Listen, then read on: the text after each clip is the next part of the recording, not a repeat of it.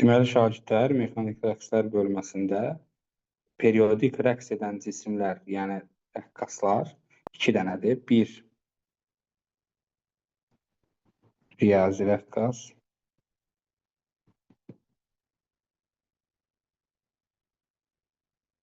riyazi rəqqas nədir? Riyazi rəqqas toyda rəqs edən riyaziyyat müəllimi deyil. Riyazi rəqqas tavandan asılan ipdir. İpdən asılan cismin əmələ gətirdiyi rəqs. El uzunluqlu bir uzanmayan ipdən M kütləli bir cisim asırıq və bunu o yana bu yana sallayırıq. Və bu cisim başlayır nə etməyə? Hərəkət eləməyə. Bunu daha çox yadda qalsın deyə yelləncəyə bənzədə bilərsiniz. Deməli, rəqqasların şagirdlər 3 dənə şeyini bilmək lazımdır. Onlardan birincisi omeqadır. Riyazi rəqqasın omeqası bərabərdir Ş bölünsün L kök altında.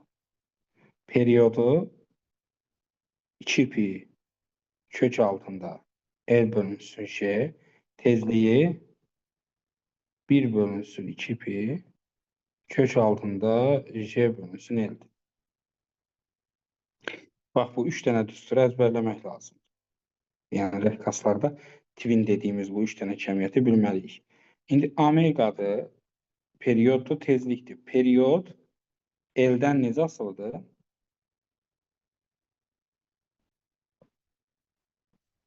Periyod L-dən kök altında səlisəyə asılıdır. Bəs tezlik L-dən necə asılıdır? Tərs. Tərs mütənasib və ya omeqanı da əlavə edə bilərik. Bunlar tərs mütənasib asılıdır. Amma diqqət edirsinizsə, hər 3 kəmiyyətin üçünün də düsturunda kütlə yoxdur. Amplitud yoxdur.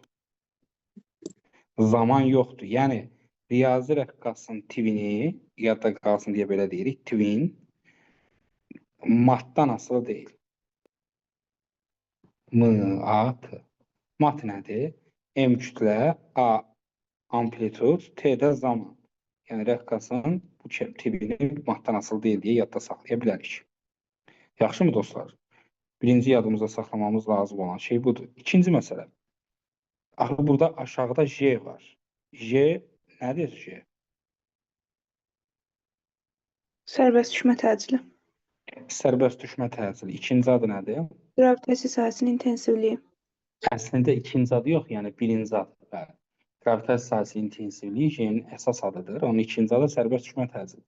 Gravitasiya sahəsinin intensivliyi. Deyərsiniz ki, müəllim, neyiniyim gravitasiya? Yəni, gravitasiya sahəsinin intensivliyi dəyişsə, bir rəqqasın periyodu da dəyişə bilər. Gravitasiya sahəsinin intensivliyi necə dəyişə bilərsiniz? Ya planeti dəyişərsiniz, yəni bu J-nin dəyişdiyi hallar hansıdırsa, çünki J dəyişəndə T də dəyişəcək.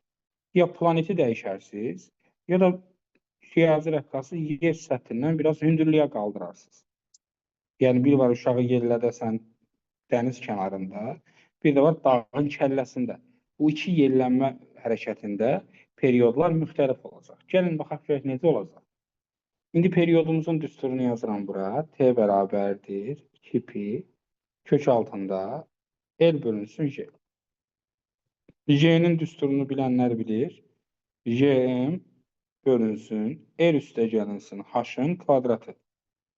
Bu ifadəni gətirib burada yerinə yazacağım. Olacaq, baxın, görək nə maraqlı olacaq. T bərabərdir 2pi kök altında L bölünsün J-M bölünsün R plus H-ın kvadratı və belə bir ifadə olacaq. Qalx yuxarı, çıx çölə. Yuxarı qalxacaq, bölmədir deyə, vurma kimi qalxacaq. Kvadratdır deyə çölə çıxanda necə çıxacaq? Kvadratsız çıxacaq. Ona görə 2pi R üstə gəl H, kök altında L bölünsün J, M. Baxın, maraqlı bir ifadə almış olduq. Riyazi rəqqasın uzunluğu sabit, planetin kütləsi sabit, gravitasiya sabiti, zaten anadan gəlmə sabit. Onda belə çıxır ki, riyazi rəqqasın periyodu hündürlükdən necə asıldır? Düz mütənasib asıldır. T0 müəyyən bir başlanğıc qiymətdən nə olacaqdır? Hündürlüyü artırdıqca periyod, yəni ki, dağın kəlləsində, çox hündür dağlarda yerlənəcəkdə uşağı yerləsəniz, o daha ləng hərəkət eləyəcək, ləng. Səbəbi də yəqin ki, bəllidir, çünki cazibə zəiflədiyinə görə uşağın yerlənəcək hərəkətində cüzi miqdarda da olsa bir, belə deyək ki, gecikmə hiss olunacaq şəkildir. Periodun düsturu belə. Periodun düsturu ilə bağlı, məsələn, liftdəki suallar da ola bilər, uşaqlar. Deyir, Allah uzaq eləsin, yerlənəcək liftdədir. Riyazi rəqqas liftdədir. Lift deyir, A təcili ilə yuxarı gedir.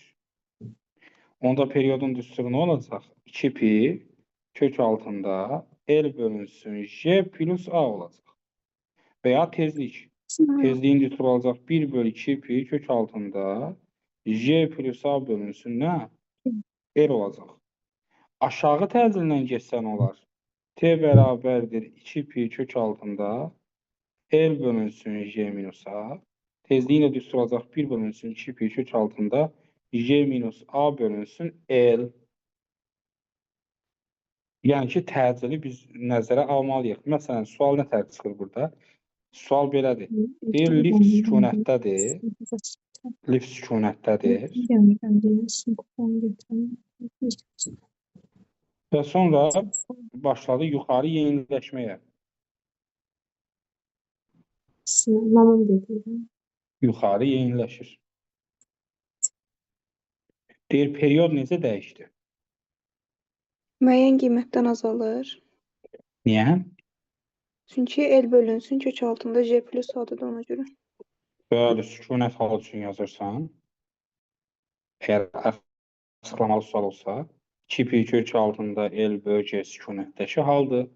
Yuxarı yeniləşəndə 2pi kök altında L bölünsün J plus A-dır. Məxrəcimiz artdığına görə periodumuz azalacaq yazırsan. Bu qədər basit. Yəni, riyazi rəqqasda bu məsələ var. İkinci məsələ, ikinci rəqqasımız, dostlar, yaylı rəqqasdır. Müəllim, bayaqki sualda tərs asıllığın qrafikini qururuq, yoxsa müəyyən qiymətdən azalır? Burada bu sualda Bəli. T-nin A-dan asılılığı deyirsiniz. Hı-hı. Bu sualda mənim məqsədim T-nin A-dan asılılığını soruşmaq deyildi əslində. Yəni, sadəcə sükunətdə olub, sonra bərabər yeniləşib də bu bərabər yeniləşir. Burada təcil dəyişmir. Təcil dəyişmədiyinə görə asılılıq çəkilməz. Sadəcə bunu deyə bilərik müəyyən ki, qiymətdən tərs olar da. amma bəli, asılılıq soruşsa ki, təcildən asılılıq nə tərdir? Müəyyən qiymətdən tərs mütənasib belə. Bəli. Amma bizim sualımızda bu deyildi. Bizim sualımızda deyir ki, birinci halda period budur, ikinci halda budur. İkisi də sabitdir. Sadəcə hansı böyükdür? Hansı böyükdür? Mən səhv yazmıyorum bu tərəfə. T1 daha böyük olmalıdır. Yəni, qiymət olaraq. Deməli, belə deyək də, əgər yuxarı yeniləşməyə başlasa, onda period azalacaq. Qısa konkret cavabı budur. Yaxşı mı, dostlar? Yaylı rəqqasda isə, sevgili dostlar, yaylı rəqqasda yaya bərk edilən bir cismin hərəkətidir və sərtliyi də K-dır.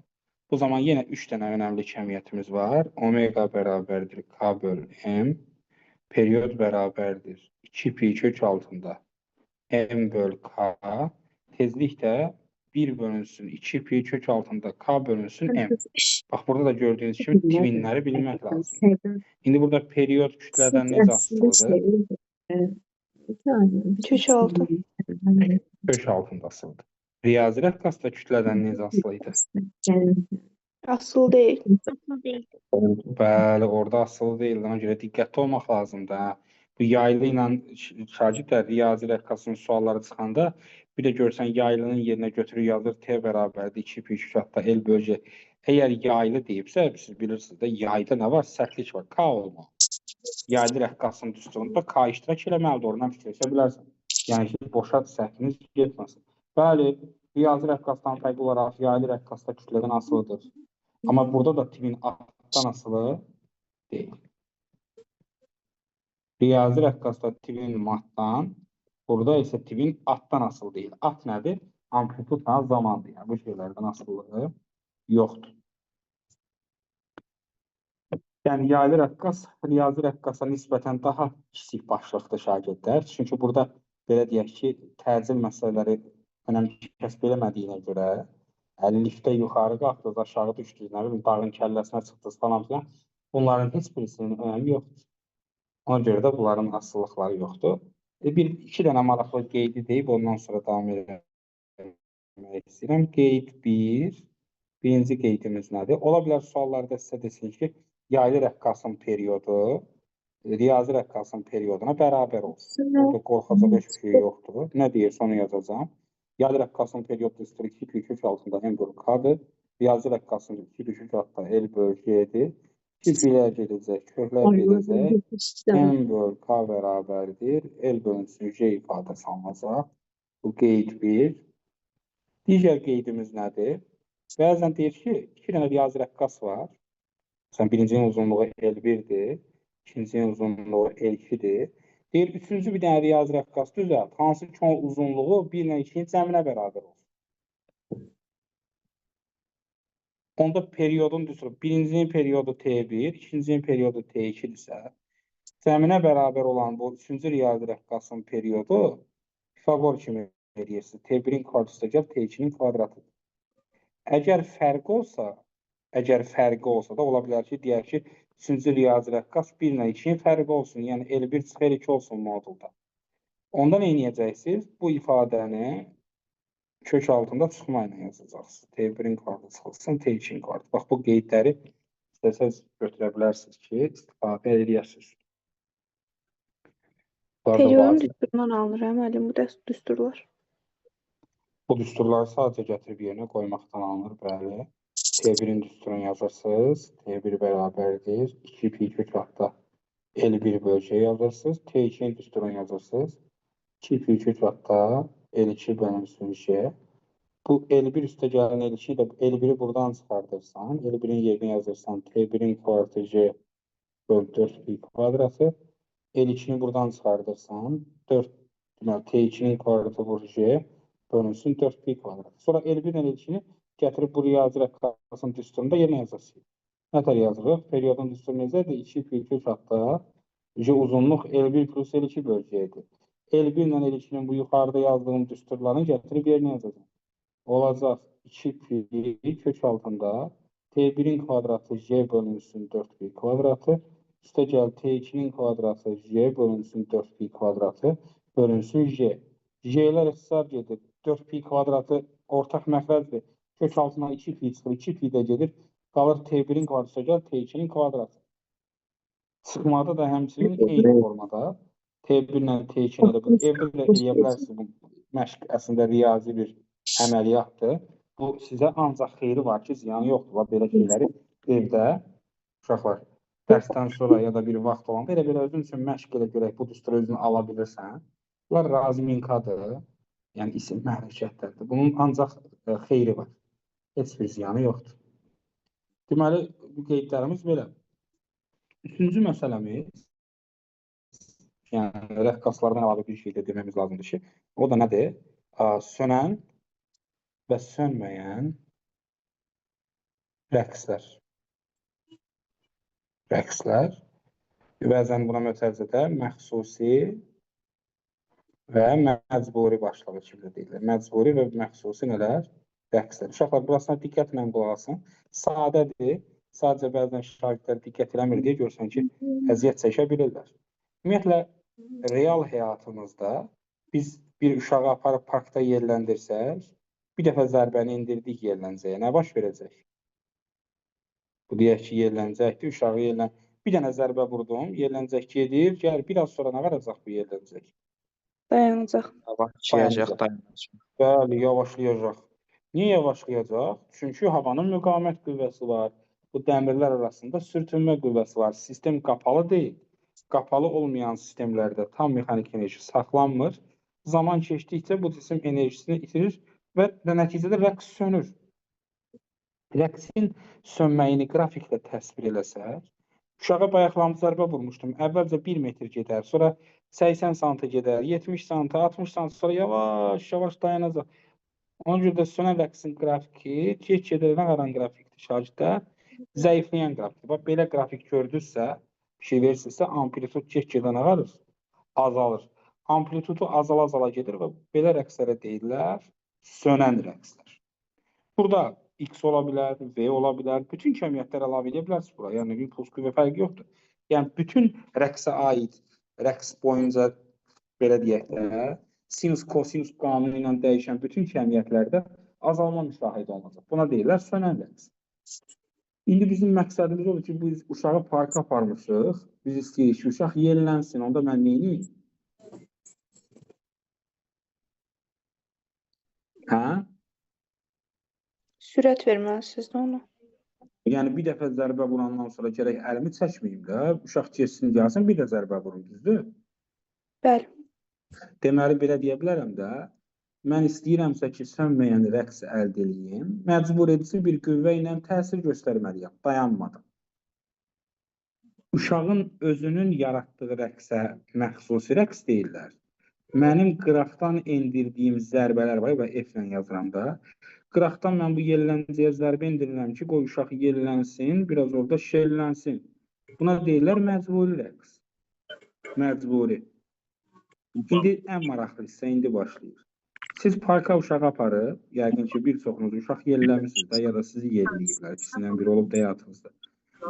Uşağı yelləncəkdə apardım, parka qoydum. Daha doğrusu parkda aparıb yelləncəyə qoydum. Cümlə biraz qəribə oldu.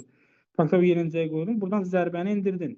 Uşaq gedir, tam gərəsi yerdə gelib şillə vurursan yelləncəyə. Bu indi qıraqdan baxanlar da deyəcək ki, bunun ağlı qaçıb da böyük ehtimal.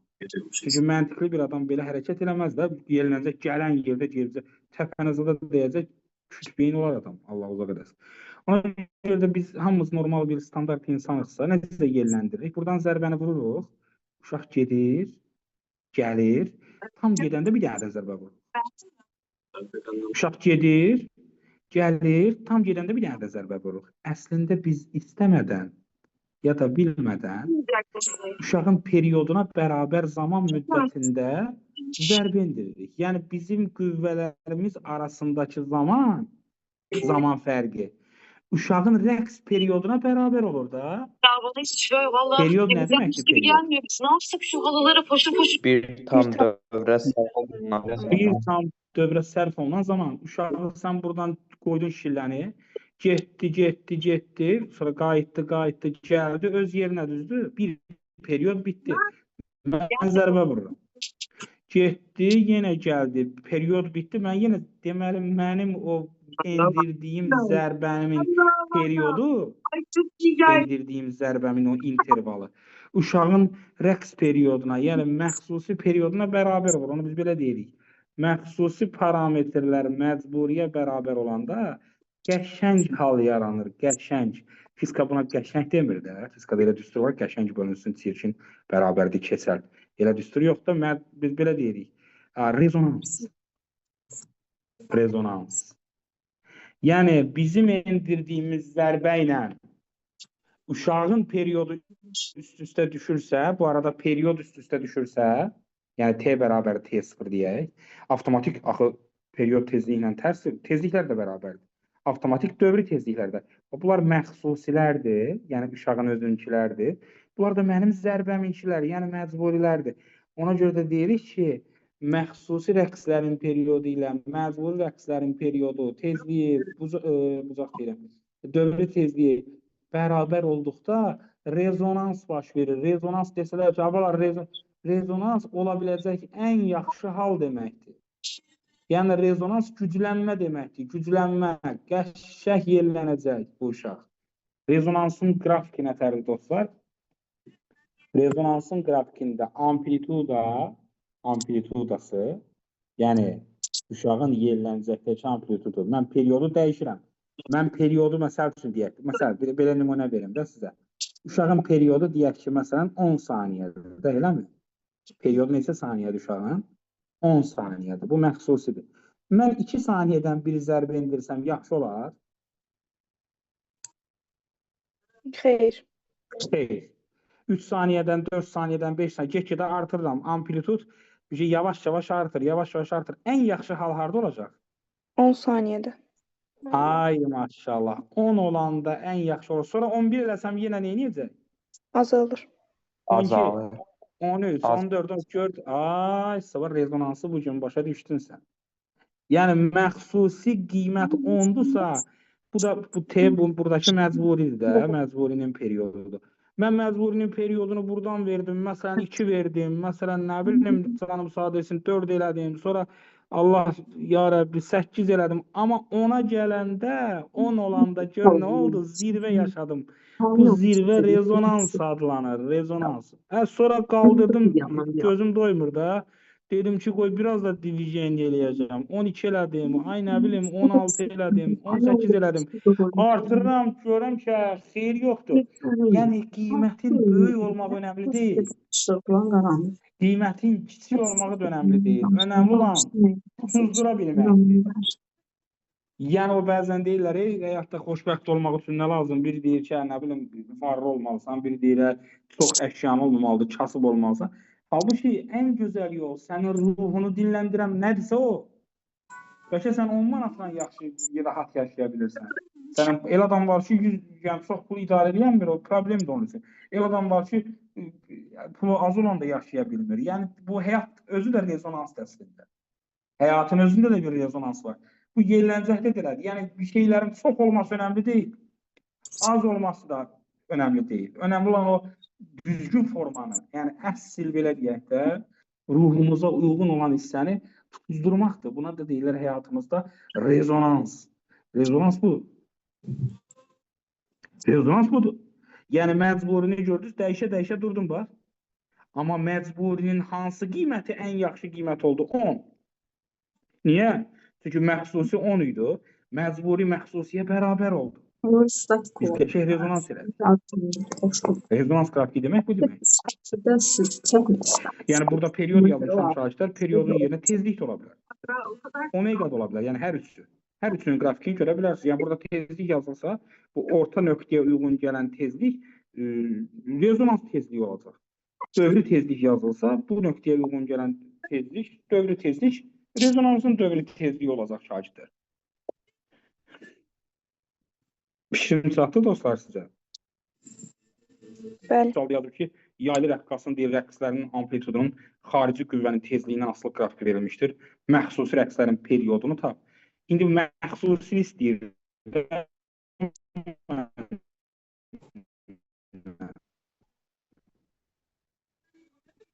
20. Amma tezlik yazıram, tezlik 20.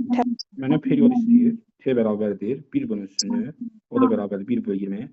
0,5 saniyə D variantı. Bu qədər basit. Yəni şu istədiyim yerdən seçə bilirəm. Hətta birinci sualda da mən görürəm ki, arada bir uşaqlar deyir ki, mən bilmədim bu nə deməkdir. Məxsusi tezlik deyil 5-dir. 4 hissəndə periodik qüvvə. Yaranan rəqs adı üstündə yaranan.